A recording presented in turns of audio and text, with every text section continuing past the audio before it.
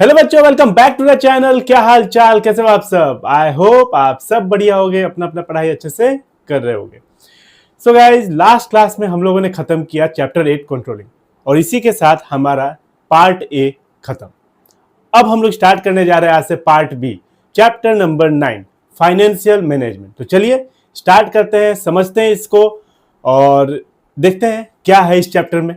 Okay, तो चलिए let's start.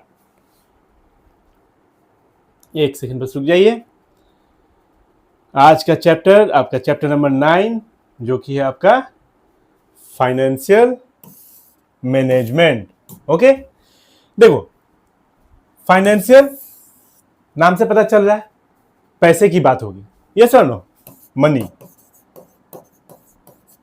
Management जो हम लोग पढ़ ही रहे हैं, ये पूरा जो बुक है वो मैनेजमेंट के ऊपर ही था। ओके, मैनेजमेंट के ऊपर ही है, तो मनी मैनेजमेंट ये भी बोल सकते हो आप, यस और नो। तो पैसे का मैनेज करना।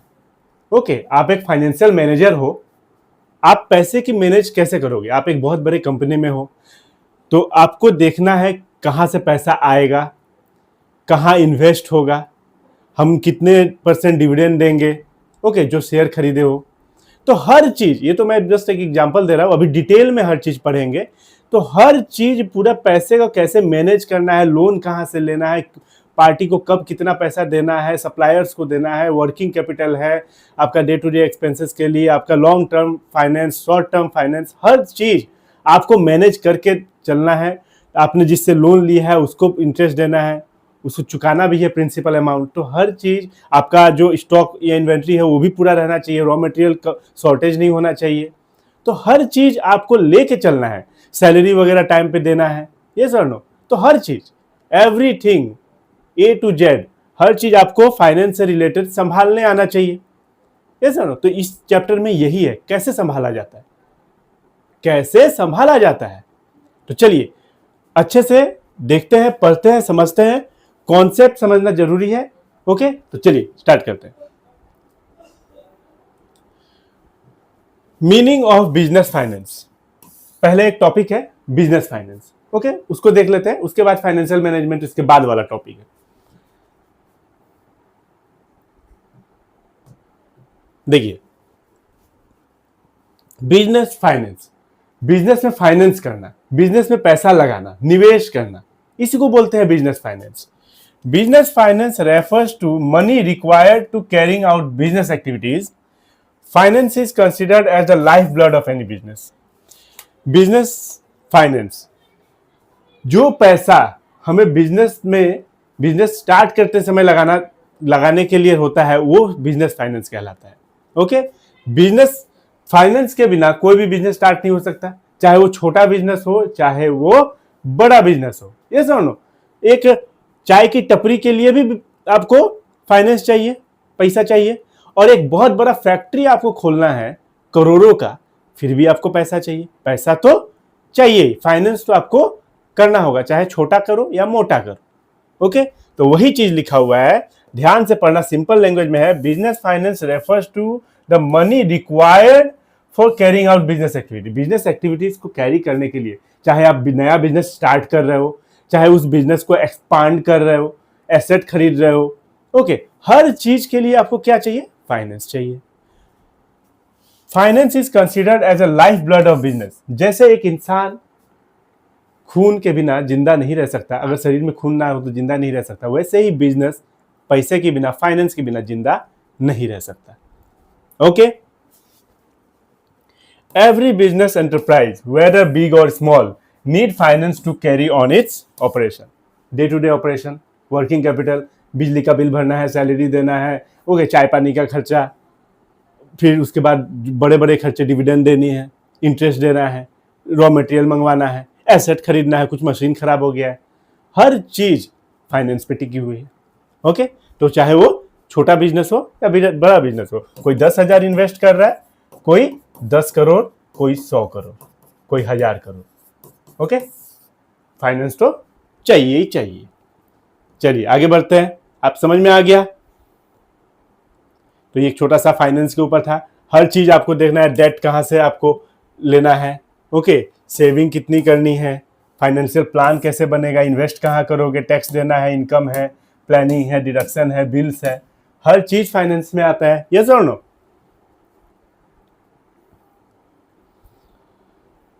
Need for business finance. क्यों जरूरी है business finance? To start and establish a business. सही है?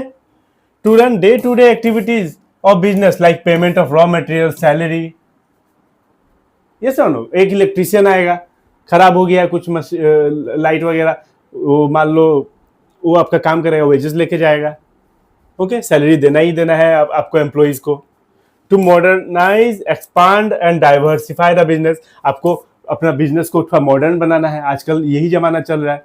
ये सर नो, ग्लास व्लास लगा के, एसी वेसी लगा के करना है बिजनेस। एक्सपांड, बड़ा करना है, आपका बिजनेस छोटा सा आप बड़ा करना चाहते हो, आप नए नए प्रोडक्ट लॉन्च करना चाहते हो। ये सर नो, डाइवर्सिफाई करना चाहते हो। It is concern with optimal procurement as well as uses of resources. ये सब अभी हम लोग डिटेल में समझेंगे। ऑप्टिमल प्रोक्योरमेंट मतलब हम अरेंजमेंट कहां से करेंगे बिजनेस का, अरेंजमेंट बिजनेस का बोल रहा हूं, फाइनेंस का अरेंजमेंट कहां से करेंगे। लोन लेंगे, कुछ तो पैसा खुद के पास होता है, लेकिन इतना नहीं होता है कि आप पूरा बिजनेस स्टार्ट कर सको। लोन भी लेना होता है, शेयर इशू कर सकते हैं हम लोग, डिवेंचर इशू कर सकते हैं। डिवेंचर भी चलो लोन ही है, ओके, इंटरेस्ट तो देना ही है, ओके। और उसका यूज कहाँ करेंगे, ये सब पढ़ना है हमें, ओके। तो टू परचेज एसेट, हम एसेट खरीदेंगे, tangible asset, machinery, land, building, यहाँ हमें फाइनेंस की जरूरत पड़ेगी। इंटेंजिबल एसेट, ट्रेडमार्क, पेटेंट, ये सब, इस सब में आपको फाइनेंस की जरूरत पड़ेगी।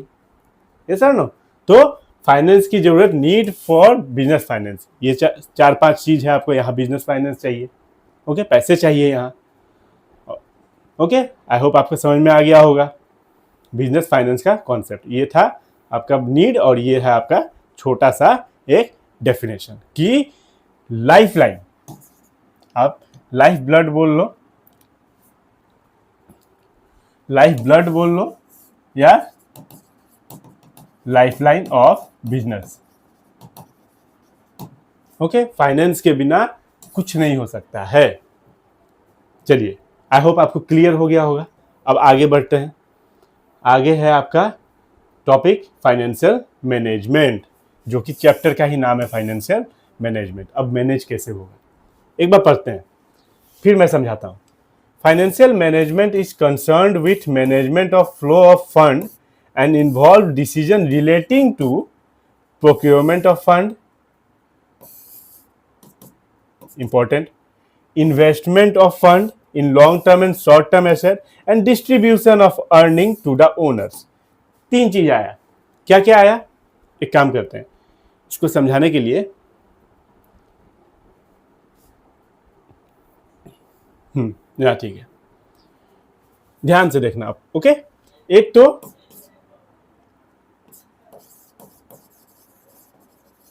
Procurement of fund, okay.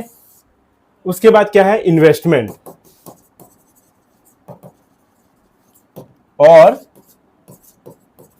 Uses of fund. ये कॉन्सेप्ट समझ लो आप, ये बहुत इंपॉर्टेंट है, एकदम ध्यान से समझ लो। 2 मिनट लगेगा, 2-3 मिनट ध्यान से समझ लो। और एक है distribution of fund, distribution of fund, तीन चीज है, ये ध्यान से समझना है। इसी पे पूरा बेस टिका हुआ है इस चैप्टर का, ओके। देखो, प्रोक्योरमेंट ऑफ फंड का मतलब हो गया, इसको आप बोल सकते हो, और अरेंजमेंट ऑफ फंड। आप फंड कहां से लाओगे, बैंक से लोन लोगे, शेयर इशू करोगे, डिवेंचर इशू करोगे, ओके, है कि नहीं? यही करोगे, बैंक से लोन लोगे, शेयर इशू करोगे, डिवेंचर इशू करोगे। और आपको यह भी ध्यान रखना है कि हमारा कॉस्ट जो है वो कम लगे। कॉस्ट कम लगे मतलब बैंक बोला मैं 10% इंटरेस्ट लूंगा, ओके। डिवेंचर के लिए आपको मान लो 8%, ओके। तो कौन सा कॉस्ट आपका कम लग रहा है, वो आपको देखना है। शेयर इशू करते समय भी आपके बहुत सारे खर्चे होते हैं, ये सुनो, शेयर इशू करते समय भी खर्चे होते हैं। तो मान लो आपको बैंक लोन सस्ता पड़ रहा है तो आप बैंक लोन लोगे, शेयर इशू सस्ता पड़ रहा है तो शेयर इशू लोगे। कॉस्ट कम होना चाहिए, ये सुनो, रिस्क भी कम होना चाहिए। ऐसा होना चाहिए कि रिस्क भी कम होना चाहिए आपका। इनमें से कौन सा जो आपका सुविधा हो कि मैं कौन सा लूँ, बैंक लोन लूँ या फिर शेयर इशू करूँ या डिवेंचर इशू करूँ। डिवेंचर भी एक प्रकार का लोन ही है, आपको इंटरेस्ट देना होगा। अब ज़्यादा इंटरेस्ट देना पड़ रहा है मान लो, अब बैंक में देना पड़ रहा है 10%, डिवेंचर में 12%, तो कौन लेगा डिवेंचर? बैंक लोन ही सही है भाई। जस्ट एन एग्जांपल, क्या पता आप डिवेंचर में कम इंटरेस्ट देना पड़ रहा हो, बैंक में ज़्यादा देना पड़ रहा हो। तो आपको रिस्क भी देखना है, कम होना चाहिए, कॉस्ट भी देखना है कि कम होना चाहिए। प्रोक्योरमेंट ऑफ फंड का मतलब अरेंजमेंट ऑफ फंड। मैं कहाँ से अरेंज करूँ? सारे पैसे खुद के पास नहीं होता है ना। मान लो आपके पास 10 करोड़ है, ओके, बाकी कहाँ से लाओगे? शेयर इशू करोगे, डिवेंचर लोगे। ओके, समझ में आ गया? ये नंबर 1। नंबर 2, इन्वेस्टमेंट और यूजेस ऑफ फंड। अब पैसे आ गए, अब कहाँ इन्वेस्ट करोगे? ओके, अब क्या कर सकते हो? आप लैंड खरीदना होगा आपको, ओके, बिल्डिंग, ओके, फैक्ट्री के लिए। फिर आप क्या कर सकते हो? मशीनरी लेनी होगी, ओके। उसके बाद आपका ये सब क्या हो गया? ये सब आपका फिक्स्ड एसेट। और करंट एसेट के लिए आपको क्या होगा? आपको करंट एसेट में स्टॉक का मेंटेनेंस, ओके, वर्किंग कैपिटल का मेंटेनेंस, डे टू डे खर्चा जो है आपका, उसको आपको ध्यान में रखना होगा। ये सर नो, तो ये आपका क्या है? इन्वेस्टमेंट ऑफ फंड या यूजेस ऑफ फंड। आप कहाँ यूज करोगे? लॉन्ग टर्म में या शॉर्ट टर्म में? ओके, लॉन्ग टर्म में यूज करने वाले हो या शॉर्ट टर्म में यूज करने वाले हो, ये देखना होगा। अब मशीन एक खरीदोगे तो मशीन चलेगा ना 10 साल, तो यहाँ ये देखना होगा। उसके बाद ये काम भी हो गया, 2 नंबर काम भी हो गया। तो तीसरा आता है distribution of fund. Distribution of fund का मतलब क्या होता है? देखो, जब आपने पैसा लगाया, ओके, इन्वेस्टमेंट वगैरह किया, कहाँ पे क्या फिक्स्ड एसेट, करंट एसेट वगैरह जो भी करना है, आप पैसा भी क्यों कर रहे हो? ये सब पैसे कमाने के लिए ना। तो आपने पैसा कमाया, ओके, आपने पैसा कमाया, पैसा कमा के आप क्या करोगे? एक तो सेविंग करोगे, ओके, सेविंग को ही हम क्या बोलते हैं? रिटेन अर्निंग,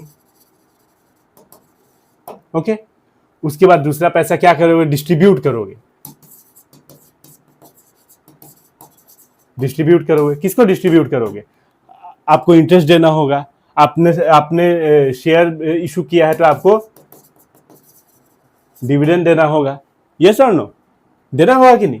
तो कुछ प्रॉफिट आपको सेविंग करनी होगी कि आपको इमरजेंसी में काम आ जाए। उस सेविंग को ही रिटेन अर्निंग बोलते हैं। ये सब जो मैं लिख रहा हूं, आप एक बार एक नोट्स में लिख लो कि किसको क्या बोलते हैं। प्रोक्योरमेंट ऑफ फंड बोलो या अरेंजमेंट ऑफ फंड बोलो, एक ही बात है। कहाँ से आएगा पैसा? फिर इन्वेस्टमेंट बोलो या यूजेस बोलो, डिस्ट्रीब्यूशन बोलो, तो ये इस तरीके से होता है। 3 स्टेप में होता है, 3 स्टेप्स, ओके। 3 स्टेप्स में आपका फाइनेंशियल मैनेजमेंट चलता है पूरा, और यही हमें करना है। पूरा चैप्टर में यही है, ओके। तो वही लिखा हुआ है, आप देखो। Financial management is concerned with management of flow of fund and involve decision relating to flow of fund. होता है पैसा आता है जाता है, ओके, इनफ्लो हो आउटफ्लो हो दोनों होता है, okay. And inflow and involve decision relating to procurement of fund, number 1, investment of fund, number 2, in long term and short term, मैंने जो बोला ऐसा, and distribution of fund, number 3. in other word it deals with proper management of fund. एक छोटा सा आप अगर लिख सकते हो, proper management of fund, okay? तो इसको क्या बोलते हैं? Financial management, okay. I hope आपको कॉन्सेप्ट समझ में आ गया होगा।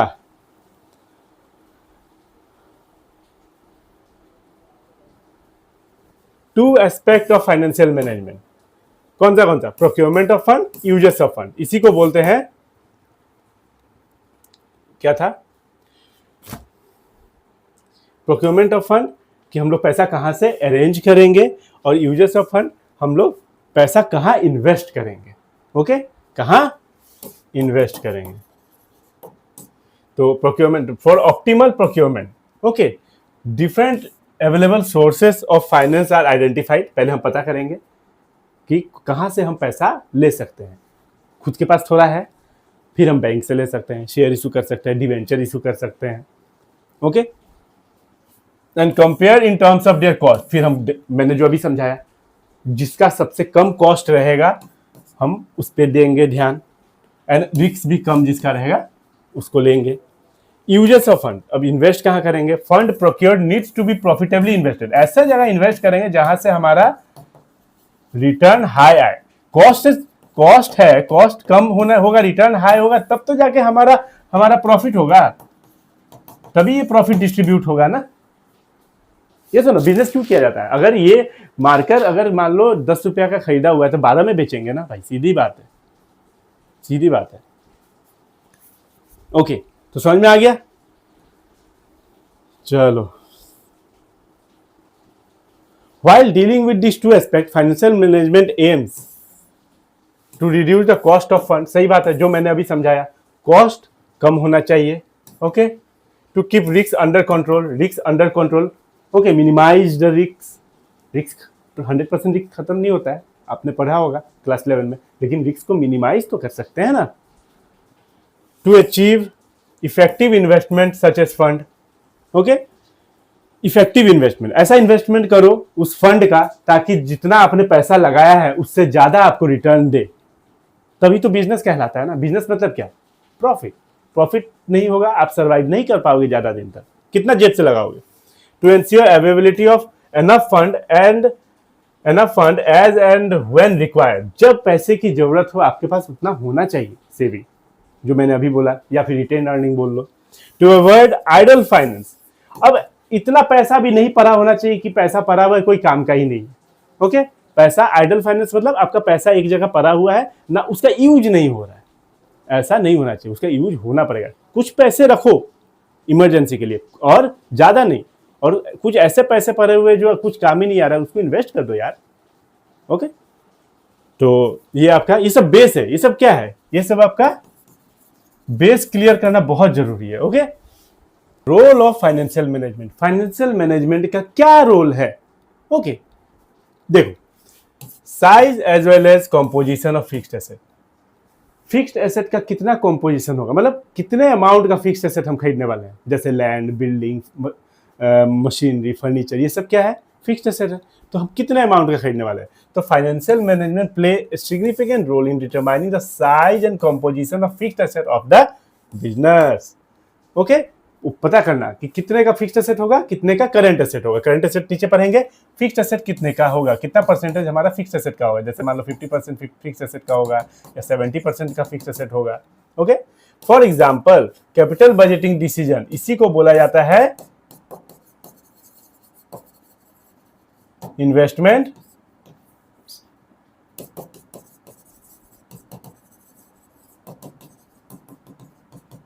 डिसीजन। कैपिटल बजटिंग डिसीजन को इन्वेस्टमेंट डिसीजन बोला जाता है। For example investment decision to invest 100 crore in fixed asset, 100 crore fixed asset में इन्वेस्ट कर रहा है।